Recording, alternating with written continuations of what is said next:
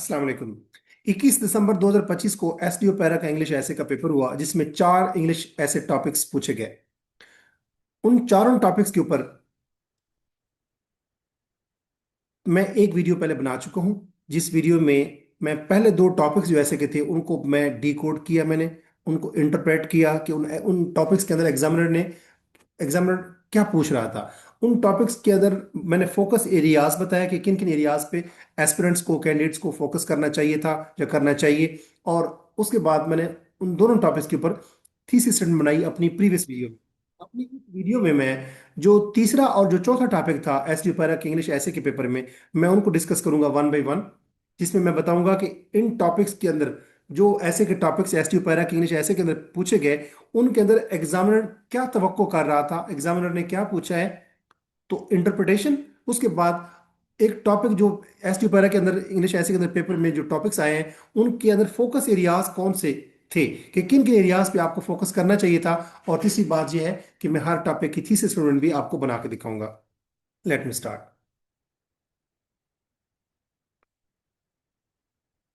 हम तीसरा topic discuss करेंगे क्योंकि इससे पहले दो टॉपिक जो हैं वो मैं अपने प्रीवियस लेक्चर में डिस्कस कर चुका हूं, जो कि आपको मेरे YouTube channel English with Ajmal Khan के ऊपर अवेलेबल है, आप उसको देख सकते हैं। तीसरा टॉपिक जो S T para English essay के अंदर पूछा गया वो था Pakistan looming water catastrophe, mismanagement, scarcity and threat to national security. Pakistan के अंदर लूमिंग कहते हैं जो जो सर पे तलवार बन के खड़ा हो। पाकिस्तान का जो इस टाइम लूमिंग वाटर कैटास्ट्रोफी है, पाकिस्तान का वाटर का जो इशू है, उसके अंदर मिसमैनेजमेंट, स्कार्सिटी और थ्रेट टू नेशनल सिक्योरिटी के ऊपर आप बहस करें। ये टॉपिक जो है ये मल्टी डायमेंशनल है। पहले तो इसमें वाटर इशू की बात हो रही है, वाटर कैटास्ट्रोफी या वाटर क्राइसिस भी कह सकते हैं। कैटास्ट्रोफी का मतलब होता है डिजास्टर, तो water catastrophe, water disaster, water crisis, water issue आप कह सकते हैं। तो पाकिस्तान के अंदर इस टाइम जो हमारे सरों के ऊपर एक तलवार लटकी हुई है वाटर के इशू की, इसको लेके आप मिसमैनेजमेंट, वाटर की जो कमी है, वाटर स्कॉर्सिटी, और ये जो पाकिस्तान के अंदर पानी की जो कमी है, जो स्कॉर्सिटी है, जो मिसमैनेजमेंट है, इसको नेशनल सोवरेनिटी के साथ जोड़े।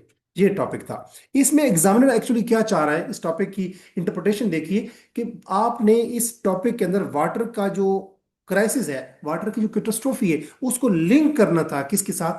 नेशनल सिक्योरिटी के साथ। पाकिस्तान की जो सालमियत है, पाकिस्तान की जो नेशनल सोवरेनिटी है, नेशनल सिक्योरिटी है, उसका मसला ये बन रहा है। वाटर, सिर्फ वाटर की कैटास्ट्रोफी या वाटर का क्राइसिस सिर्फ उससे एग्रीकल्चर मुतासर नहीं होती।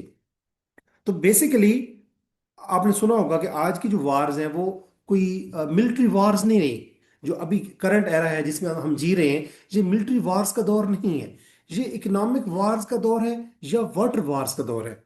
अभी वो मुल्क मजबूत है जो इकोनॉमिकली स्ट्रांग है, वो मुल्क मजबूत है जिसके अंदर वाटर रिसोर्सेज अपने लिए सेल्फ सफिशिएंट है, जो जिसके पास अब एनर्जी सेक्टर को पूरा करने के लिए एनफ वाटर के रिसोर्सेज मौजूद है। तो इस टॉपिक के अंदर बेसिकली पाकिस्तान के वाटर के इशू को आपने जोड़ना था। पाकिस्तान के वाटर के इशू को इस तरह बयान करना था कि ये पाकिस्तान की सिक्योरिटी, पाकिस्तान की जो नेशनल सिक्योरिटी या सॉवरेनिटी है, उसके ऊपर मुतासर हो सकता है ये पाकिस्तान का वाटर का इशू।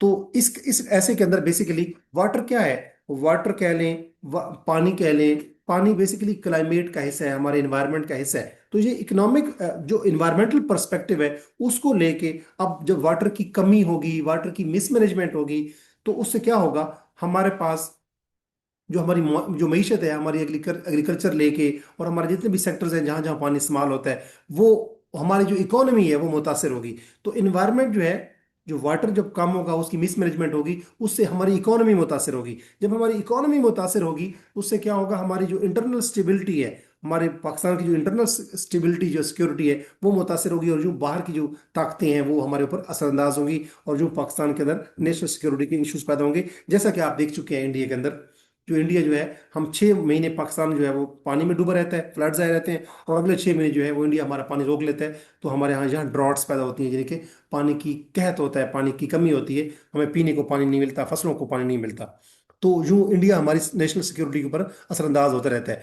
तो इस टॉपिक के अंदर जो फोकस एरियाज थे वो कौन से थे? पहली बात यह है कि आपने इसमें पर कैपिटा वाटर अवेलेबिलिटी की स्टैटिस्टिक्स पेश करनी थी कि वो कम हो रही है, कि एक बंदे को पाकिस्तान के अंदर फीकस एक बंदे के लिए जितनी पानी चाहिए उसको, उसकी जो अवेलेबिलिटी होनी चाहिए वो कम होती जा रही है।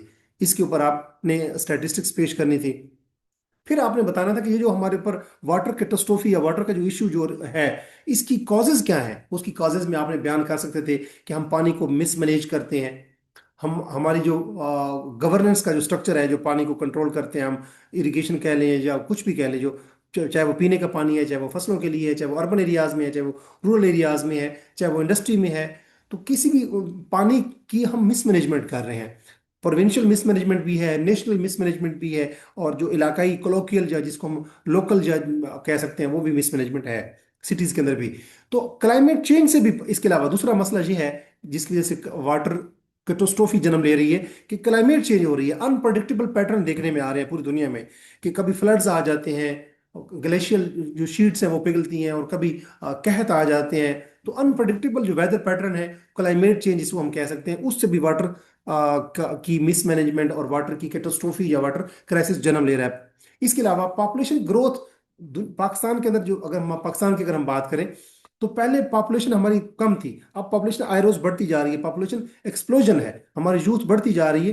तो जैसे आबादी बढ़ती जा रही है, उसकी वाटर की नीड्स भी ज्यादा है, एग्रीकल्चर सेक्टर के लिए भी, ड्रिंकिंग के लिए भी, नहाने धोने के लिए भी, इंडस्ट्री के लिए भी, हर चीज के लिए। तो पॉपुलेशन ग्रोथ बढ़ती जा रही है, तो पर कैपिटा वाटर की अवेलेबिलिटी कम कम होती जा रही है, यूं वाटर की स्कार्सिटी हो रही है। इसी तरह जो इरिगेशन सिस्टम है हमारा, पाकिस्तान चूंकि एग्रेरियन कंट्री है, तो एग्रीकल्चर सेक्टर के लिए जो हमारी जो इरिगेशन सेक्टर है, जो हमारा नहरों का निज़ाम है, उसमें पानी बहुत वेस्ट होता रहता है। तो इरिगेशन सिस्टम की इनएफिशिएंसी है कि हम पानी को ज़ाय करते रहते हैं, एफिशिएंटली पानी को यूटिलाइज नहीं करते। इससे क्या है, वाटर कैटास्ट्रोफी, वाटर की स्कार्सिटी जन्म ले रही है। अब ये जो वाटर कैटास्ट्रोफी है, वाटर का जो इश्यू है, वाटर का जो क्राइसिस है, उसके इम्पैक्ट्स क्या आ रहे हैं हमारे लिए? फूड एग्रीकल्चर सेक्टर इफेक्ट होता है, तो फूड सिक्योरिटी का मसला पैदा हो जाता है, फसलें प्रॉपरली हमारे पहले हमारी नीड्स को पूरा नहीं करती। हमारी जो पानी है, पानी जब काम होगा तो पानी से ही हम बिजली पैदा करते हैं, तो वो जो एनर्जी सेक्टर है उसमें क्राइसिस आ रहा है। और जो पंजाब कहता है कि हमारा इतना पानी होना चाहिए, सिंध कहता है इतना पानी होना चाहिए, तो ये प्रोविंसेस के अंदर दरमियान में टेंशन बढ़ती जा रही है क्योंकि पानी कम है।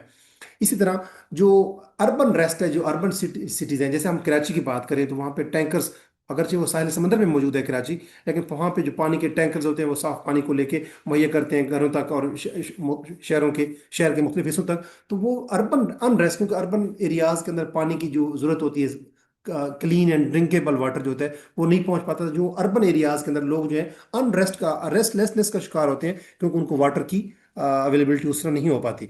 इसी तरह फिर आप बात कर सकते थे इस ऐसे में water as a national security issue, क्योंकि ये मेन थीम है इस ऐसे का, कि पानी की जो कमी है, जो पानी की जो मिसमैनेजमेंट है, वो एक नेशनल सिक्योरिटी का इशू भी बन रहा है हमारा।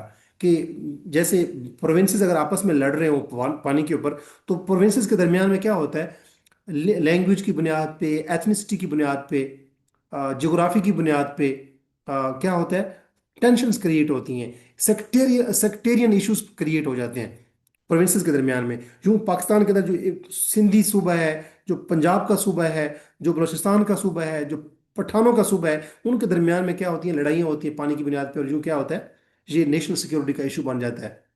क्योंकि आजकल के दौर में जो, जब आप रिसोर्स की एक मुल्क के लोग आपस में लड़ रहे हो, तो डेफिनेटली वहां पे क्या होता है, प्रोटेस्ट होते हैं, वहां पे स्ट्राइक्स होती हैं, वहां पे टेररिज्म होता है, सेक्टेरियनिज्म होता है, एक्सट्रीमिज्म होता है। तो इस तरीके से पाकिस्तान के अंदर वाटर की जो कमी है, वाटर की जो मिसमैनेजमेंट है, वाटर की जो डिस्ट्रीब्यूशन है, उसके ऊपर जब प्रॉब्लम होता है, जो जो इशू होता है, खड़ा होता है, उससे क्या होता है, नेशनल सिक्योरिटी के इश्यूज क्रिएट होते हैं। फिर आप इंडिया पाकिस्तान की वाटर डिस्प्यूट का हवाला दे सकते हैं, कि पाकिस्तान में जो पानी आता है, जिन दरियाओं से आता है, वो आपको पता है कि इंडिया से होके आते हैं। तो अब इंडिया, जब इंडिया और पाकिस्तान के दरमियान में वाटर का एक ट्रीटी था, इंडस वाटर ट्रीटी, जो 1960 में इन दोनों ममालिक ने इसके ऊपर जो वाटर, आप कह सकते हैं ट्रीटी अकॉर्ड कह लें आप, तो उसके ऊपर पाकिस्तान और इंडिया ने साइन किए कि इन दरियाओं का पानी पाकिस्तान में आएगा, इन दरियाओं का पाकिस्तान पानी जो है वो इंडिया में आएगा।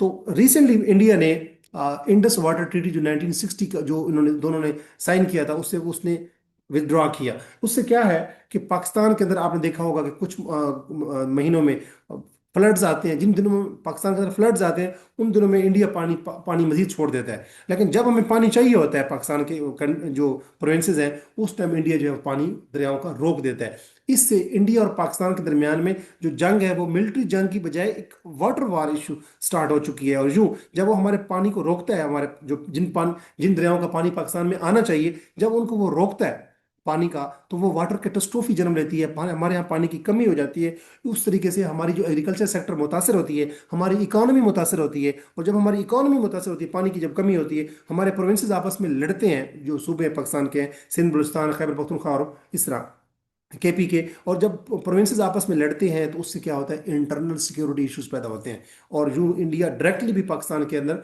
वाटर की कैटास्ट्रोफी पैदा करके, क्राइसिस पैदा करके, इशू पैदा करके, पाकिस्तान के अंदर पानी की स्कार्सिटी पैदा करके क्या होता है, पाकिस्तान की नेशनल सॉवरेनिटी के ऊपर वार करता है।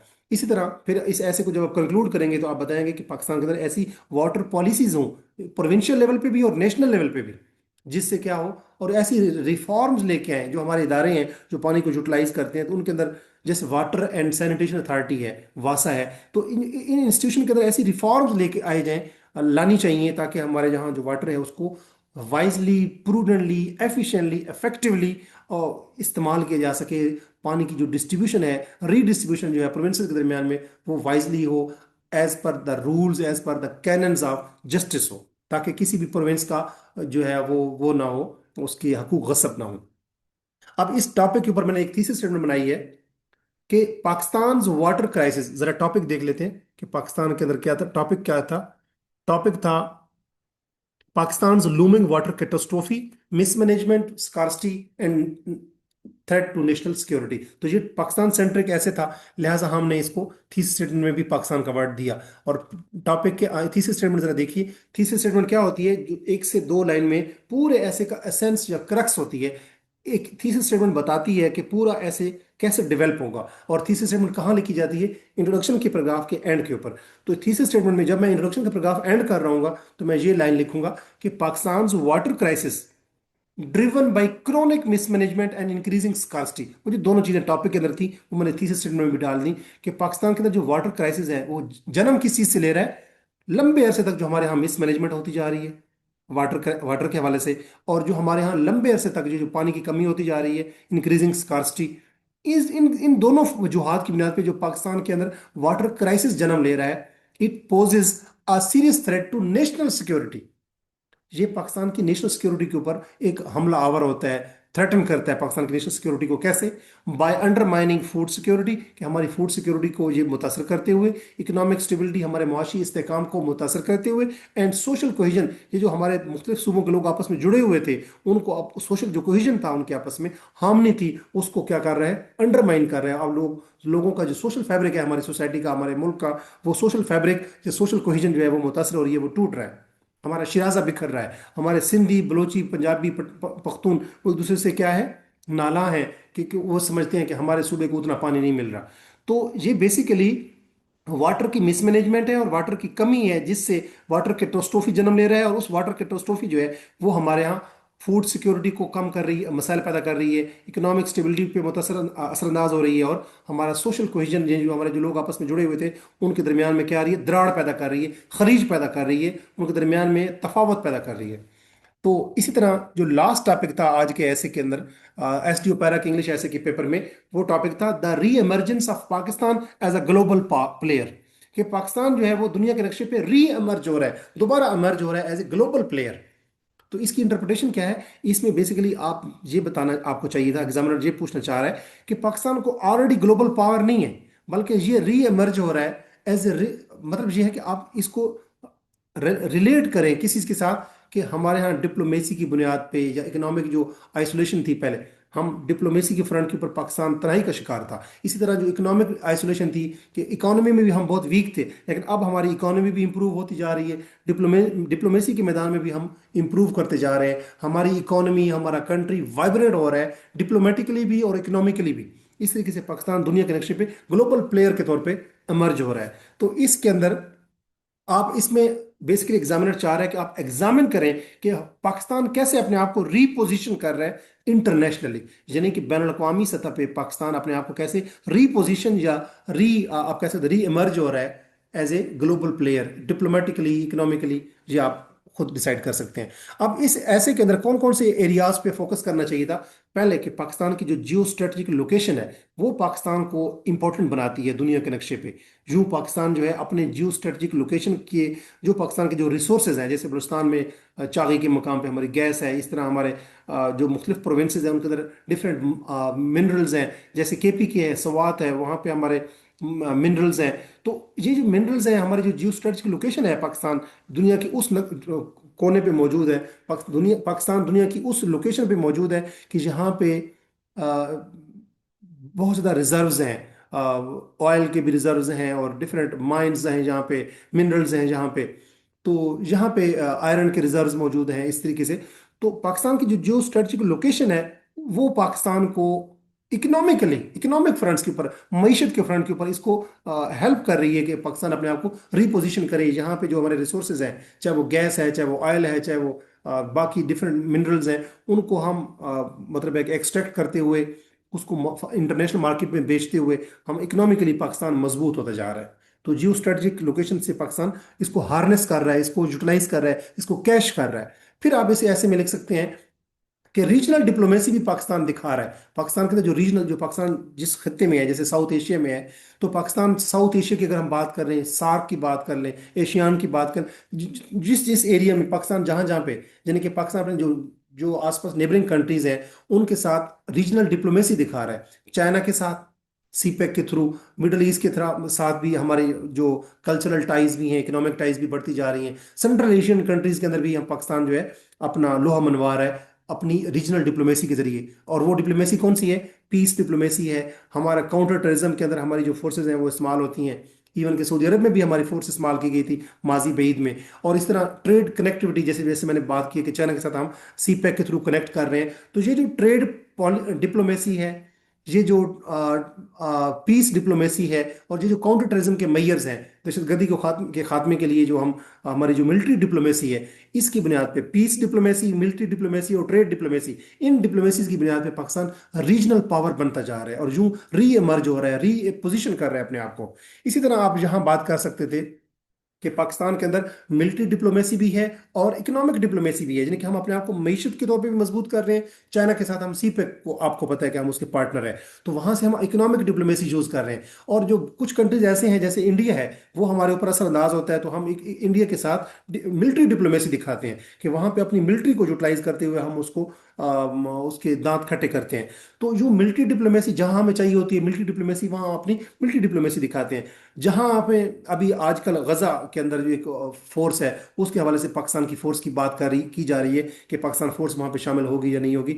तो जहां जहां हमें लगता है कि हमें मिलिट्री यूज करनी चाहिए, तो हम अपनी मिलिट्री डिप्लोमेसी यूज करते हैं। जहां जहां हमें लगता है कि हमें तिजारत के ताल्लुक, यानी कि वेपन साइड पर रख के हमें वहां पे तिजारत को फरोग देना चाहिए, तो वहां पे हम अपनी इकोनॉमिक डिप्लोमेसी या ट्रेड डिप्लोमेसी लेके आते हैं। तो पाकिस्तान इस लिहाज से चाइना के साथ, ईरान के साथ और जो बाकी साथ अफगानिस्तान के साथ अपनी ट्रेड डिप्लोमेसी, अभी रिसेंटली तो अफगानिस्तान के साथ हमारी मिलिट्री डिप्लोमेसी चल रही है, लेकिन साथ साथ ट्रेड डिप्लोमेसी या इकोनॉमिक डिप्लोमेसी भी चलती रहती है, क्योंकि हमारे अफगानिस्तान के साथ और ये साथ अफगानिस्तान के जो बाकी रशियन स्टेट्स हैं जो रशिया से आज़ाद हुई, उनके साथ हमारे ट्रेड के ताल्लुकात भी हैं, ट्रेड कनेक्शंस भी हैं। तो पाकिस्तान के अंदर पाकिस्तान मिलिट्री डिप्लोमेसी और ट्रेड डिप्लोमेसी के तवसत से, की वसातत से पाकिस्तान क्या है, अपने आप को रीपोजिशन कर रहा है, रीओरिएंट कर रहा है, री इमर्ज हो रहा है दुनिया के नक्शे पे। सॉफ्ट पावर का यहाँ पे आप बात कर सकते हैं इस टॉपिक में, कि पाकिस्तान का जो वो लोग जो पाकिस्तान से बाहर हैं, पाकिस्तान के बहुत से लोग सऊदी अरब में हैं, पाकिस्तान के बहुत से लोग ईरान में हैं, पाकिस्तान के बहुत से लोग यूएई में, पाकिस्तान के बहुत से लोग यूके में हैं, यूएसए में, तो वो उनको हम डायस्पोरा कहते हैं। तो पाकिस्तान का जो लोग वहाँ पाकिस्तान से बाहर मौजूद हैं, वो वहाँ पे कमा के पाकिस्तान में वापस जब भेजते हैं, तो वो फॉरेन रिमिटेंसेस के जरिए पाकिस्तान की इकोनॉमी बूस्ट हो रही है। पिछले 4-5 सालों की अगर आप स्टैटिस्टिक्स देखें, तो हमारा जो डायस्पोरा है, जो पाकिस्तान से बाहर रहता है, वो cultural ties, emotional ties, trade ties उनकी होती हैं पाकिस्तान के साथ, क्योंकि वो बेसिकली पाकिस्तानी लोग हैं, लेकिन बाहर के मुल्कों में बैरून मुल्क वो मुकीम पाकिस्तानी हैं। तो डायस्पोरा जो है वो हमारे ऐसे फॉरेन रिमिटेंसेस भेजता है कि पाकिस्तान की इकोनॉमी जो है वो बूस्ट हो रही है, जो पाकिस्तान री एमर्ज हो रहा है, पाकिस्तान की इकोनॉमी जो है वो उसको लीवरेज मिल रही है। इसी तरह पाकिस्तान कल्चरल टाइज रखता है कि मुख्तलिफ ममालिक के साथ जब भी कोई कल्चरल को एग्जीबिशंस होती हैं तो हम अपना कल्चर वहाँ पर रिप्रेजेंट करते हैं। दूसरे ममालिक के कल्चर, दूसरे ममालिक के लोग जो पाकिस्तान में मौजूद हैं, जब वो अपने कल्चरल शोज करते हैं तो पाकिस्तान हार्मनी की फिजा प्रोड्यूस करते हुए कल्चरल जो एग्जीबिशन या शोज होते हैं वहाँ पे उसके ज़रिए पाकिस्तान अपना इमेज, जैसे यूके की अगर हम बात करें तो वहाँ पे जब भी कोई कल्चरल डे होता है तो वहाँ पे हम पाकिस्तानी जो डायस्पोरा है वो वहाँ पे अपने कल्चर को रिप्रेजेंट करते हुए उस मुल्क के साथ अच्छे लिंक्स पैदा करता है, उस मुल्क के अंदर अपने मुल्क का अच्छा इमेज इम्प्रेशन मैनेजमेंट करता है। इस तरीके से पाकिस्तान री इमर्ज हो रहा है। पाकिस्तान का जो वो एक पहले इंप्रेशन था, इमेज था कि ये एक टेररिस्ट कंट्री है, वो अब न्यूट्रलाइज किया जा रहा है कल्चरल टाइज के जरिए, कल्चरल कनेक्शन या कल्चरल एक्सचेंज प्रोग्राम के जरिए। पाकिस्तानी गवर्नमेंट जो है वो कल्चरल एक्सचेंज स्कॉलरशिप्स ऑफर करती है स्टूडेंट्स को। यूँ पाकिस्तानी स्टूडेंट जो है वो कल्चरल एक्सचेंज स्कॉलरशिप प्रोग्राम के जरिए, जो दुनिया के बाकी ममालिक कल्चरल एक्सचेंज प्रोग्राम इंट्रोड्यूस करवाते हैं पाकिस्तान में, यूँ पाकिस्तानी स्टूडेंट्स बैरून ममालिक और बैरून ममालिक के जो स्टूडेंट्स होते हैं वो पाकिस्तान में आके यूँ कल्चरल लिंकेजेस से क्या है, पाकिस्तान का जो इम्प्रेशन था, इमेज था कि ये एक हार्ड कंट्री है, ये एक टेररिस्ट कंट्री है, अब ये सॉफ्ट, इस इमेज को सॉफ्ट किया जा रहा है। यूँ पाकिस्तान जो डिफरेंट स्पोर्ट्स होती हैं, चाहे वो क्रिकेट है, चाहे वो हॉकी है, चाहे वो डिफरेंट बाकी जो एथलेटिक्स की गेम्स हैं, पाकिस्तान की जो प्लेयर्स हैं वो दुनिया में अपना नाम पैदा करके दुनिया को बताते हैं कि पाकिस्तान भी इस दुनिया में मौजूद है, और पाकिस्तान जो है, पाकिस्तानी लोग जो है वो कॉम्पिटेंट हैं, वो आप कह सकते हैं कि गयूर हैं, और पाकिस्तानी लोग जो हैं वो भी दुनिया, पाकिस्तान भी दुनिया के नक्शे पे एग्जिस्ट करता है, जो कि लोग पहले पाकिस्तान के बारे में इतना जो नहीं जानते थे। यूं सॉफ्ट पावर इसको मिला जुला के स्पोर्ट्स डिप्लोमेसी, कल्चरल डिप्लोमेसी, और जो हमारा डायस्पोरा हमें फॉरेन रिमिटेंसेस भेजता है, इन चीज़ों, ये तीनों चीज़ें मिलके हमारी सॉफ्ट पावर को प्रमोट कर रही हैं। एक होती है सॉफ्ट पावर, एक होती है हार्ड पावर। सॉफ्ट पावर में आप यही कल्चर को स्पोर्ट्स की मदद से, इंटरटेनमेंट की मदद से, एजुकेशनल प्रोग्राम्स जो होते हैं, एजुकेशनल एक्सचेंज प्रोग्राम्स होते हैं, इसकी तरीके से अपने इमेज को इम्प्रूव करते हैं, अपना लोहा मनवाते हैं। हार्ड पावर ये होती है जब आप मिलिट्री माइट, मिलिट्री पावर दिखाते हैं, जब आप जंगें लड़ते हैं। तो पाकिस्तान जो है ये इस बात को रियलाइज कर चुका है कि मिलिट्री पावर से आप दुनिया के ऊपर अपना लोहा नहीं मनवा सकते, दुनिया के नक्शे पे इंटरनेशनली, बल्कि सॉफ्ट पावर पाकिस्तान यूज कर रहा है अपने आप को रीपोजिशन, रीओरिएंट करने के लिए। इसी तरह फिर आप इस ऐसे में ये भी बता सकते हैं, क्योंकि ऐसे के अंदर क्या पूछा गया, जरा देखिए दोबारा टॉपिक को देख लेते हैं। ऐसे में है reemergence of Pakistan as a global player. तो पाकिस्तान दुनिया के नक्शे पे जो री इमर्ज हो रहा है, तो पाकिस्तान को कुछ ना कुछ चैलेंजेस का सामना भी तो होगा। तो हम इस ऐसे में चैलेंजेस का जिक्र भी कर सकते हैं, और वो चैलेंजेस कौन से हैं कि पाकिस्तान की इकोनॉमी को भी, अगरचे पाकिस्तान अपने आप को रीओरिएंट या रीपोजिशन कर रहा है या री इमर्ज हो रहा है, लेकिन फिर भी इसके बावजूद भी पाकिस्तान को की इकोनॉमी को, इकोनॉमिक सेक्टर में भी पाकिस्तान के कुछ मसाइल हैं। पाकिस्तान के अंदर हमेशा पॉलिटिकल डिस इंस्टेबिलिटी रहती है, यानी कि कोई ना कोई हुकूमत जो होती है, जो बैठी होती है इलेक्टेड गवर्नमेंट, उसको मिलिट्री तख्त से हटा देती है, या मार्शल लॉ लग जाता रहा है माजी में। यूं पाकिस्तान के अंदर पॉलिटिकल इंस्टेबिलिटी भी होती है, और यूं पाकिस्तान के अंदर इमेज के इश्यूज भी आते हैं कि पाकिस्तान का जो इमेज है दुनिया के नक्शे पे, वो लोग समझते हैं कि ये टेररिस्ट कंट्री है, जहाँ पे जो फॉरेन, जो इंडियन प्रमोटेड कह लें, या जो ईरान प्रमोटेड कह लें, स्पॉन्सर्ड कह लें, ईरान स्पॉन्सर्ड या अफगान स्पॉन्सर्ड या इंडिया स्पॉन्सर्ड, जो हमारे जो नॉन स्टेट एक्टर्स होते हैं, या जो कलदम तंजीमें हैं, जो बैंड ऑर्गेनाइजेशंस हैं, वो जो टेररिस्ट आउटफिट्स हैं, वो यहाँ पे जब कोई टेररिस्ट एक्टिविटीज होती हैं तो यूँ पाकिस्तान का इमेज दुनिया में मुतासर होता है। यूँ पाकिस्तान को इन चैलेंजेस का सामना भी है कि इमेज इश्यूज का सामना भी है, पॉलिटिकल इंस्टेबिलिटी का सामना भी है, और इकोनॉमिक इंस्टेबिलिटी का सामना भी है अपने आप को री इमर्ज करने में। लेकिन फिर आप बात करेंगे इस ऐसे को जब कंक्लूड कर रहे होंगे, रियलिज्म वर्सेस ऑप्टिमिज्म की एक बहस चलती रहती है दुनिया में। रियलिज्म ये होता है कि आपके पास जो कुछ है, चाहे वो पॉजिटिव है या नेगेटिव है, आप उसको देखते हैं। ऑप्टिमिज्म में ये है कि आप होप देखते हैं, ऑप्टिमिस्टिक होते हैं, आप पुरुमीद होते हैं कि फ्यूचर। तो आप अगर रियलिस्टिकली बात की जाए, रियलिज्म के पर्सपेक्टिव से बात की जाए, तो पाकिस्तान के अंदर पॉजिटिव चीज़ें भी हैं, नेगेटिव भी हैं। लेकिन अगर ऑप्टिमिज्म की बात की जाए तो आप कहेंगे कि पाकिस्तान की मौजूदा सूरत हाल को देखते हुए, इकोनॉमिक फ्रंट पे, जियो स्ट्रेटजिक फ्रंट पे, आप कह सकते हैं कि डिप्लोमेसी के फ्रंट पे, इकोनॉमी के फ्रंट पे, मिलिट्री के फ्रंट पे देखते हुए हम ऑप्टिमिस्ट हैं कि इंशाल्लाह पाकिस्तान जो है वो दुनिया में आहिस्ता आहिस्ता, जो जो इकोनॉमिक इंडिकेटर्स हैं, पॉलिटिकल इंडिकेटर्स हैं, जो डिप्लोमेटिक इंडिकेटर्स हैं, वो ये बता रहे हैं कि वो एंटिसिपेट कर रहे हैं, वो हमें बता रहे हैं कि पाकिस्तान जो है वो अपने आप को रीपोजिशन कर रहा है, और वो टाइम दूर नहीं है जब पाकिस्तान दुनिया पे डेवलप्ड कंट्री बन के अमर्ज होगा इंशाल्लाह। तो अब इस टॉपिक में एक थीसिस स्टेटमेंट बनाई है, जरा देखें कि Pakistan is gradually reemerging as a global player. Pakistan आहिस्ता आहिस्ता री एमर्ज हो रहा है एज ए ग्लोबल प्लेयर। कैसे? Through strategic diplomacy. लंबे अरसे तक जो डिप्लोमेसी हम दिखाते हैं उसको हम स्ट्रेटेजिक डिप्लोमेसी कहते हैं। रीजनल कनेक्टिविटी, जो एक रीजन में मुख्तलिफ कंट्रीज जो हैं उनके साथ पाकिस्तान रिकनेक्ट हो रहा है। एंड सिक्योरिटी कंट्रीब्यूशन के, किसी मुल्क में अगर कोई सिक्योरिटी का इशू हो तो हमारी फोर्स वहां पे साथ भी देती है दूसरी किसी मुसलमान ममालिक मुल्क के लिए। तो जो Pakistan strategic diplomacy, regional connectivity और सिक्योरिटी कंट्रीब्यूशन यानी मिलिट्री डिप्लोमेसी के जरिए पाकिस्तान अपने आप को ग्लोबल प्लेयर के तौर पे री इमर्ज कर रहा है। फिर भी yet sustained economic reforms and political stability remain crucial for lasting global influence। लेकिन फिर भी यहाँ पे आगे मैं कुछ चैलेंजेस की बात कर रहा हूँ कि इकोनॉमिक जो सस्टेन्ड इकोनॉमिक रिफॉर्म की जरूरत है और पॉलिटिकल स्टेबिलिटी की जरूरत है, ताकि पाकिस्तान जो है वो लंबे अरसे तक लास्टिंग टाइम पीरियड के लिए पाकिस्तान जो है वो ग्लोबल इन्फ्लुएंस शो करे, यानी कि पाकिस्तान अपने आप को लंबे अरसे तक दुनिया के नक्शे पे छाया रहे एज ए ग्लोबल प्लेयर। तो इस थीसिस स्टेटमेंट को देख के आपको आइडिया हो गया होगा कि पाकिस्तान जो है वो अपने आप को कैसे रीइमर्ज कर रहा है, through strategic diplomacy, through regional diplomacy, through regional connectivity and through security contribution यानी कि मिलिट्री डिप्लोमेसी।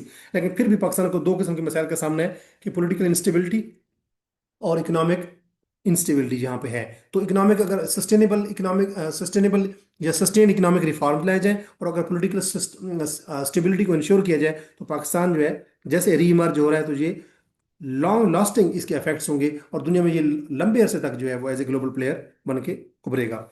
मैं उम्मीद करता हूँ कि ये वीडियो आपके लिए यूजफुल साबित हुई होगी।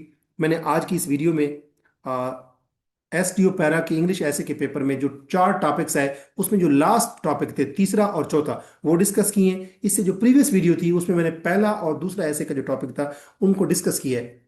और इस वीडियो के तवज्जो से मैंने जो चारों ऐसे टॉपिक्स थे एसडीओ पैरा के, उसको न टॉपिक्स को न सिर्फ डिकोड किया है, इंटरप्रेट किया है, बल्कि उनके ऊपर उन टॉपिक्स में कौन कौन से किन किन एरियाज पे फोकस किया जाना चाहिए था या किन किन एरियाज पे फोकस करना चाहिए वो डिस्कस किए हैं। और तीसरी बात यह है कि इन वीडियोस के तवसत और वसातत से मैंने ये बताया कि इन ऐसे टॉपिक्स में जो एसडीओ पैरा के इंग्लिश ऐसे के पेपर में आए हैं, इन टॉपिक्स में थीसिस स्टेटमेंट कौन सी बन सकती थी।